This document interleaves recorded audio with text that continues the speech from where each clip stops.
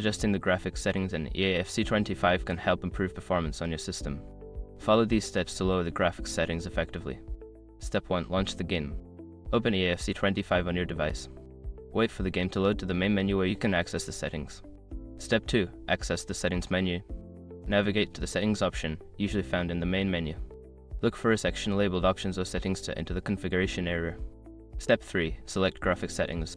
Within the settings menu, find the graphics or display settings. This section allows you to modify various visual options that affect performance. Step 4. Adjust graphics quality. Look for an option labeled Graphics Quality or similar. Change this setting to a lower quality such as medium or low to reduce the strain on your system.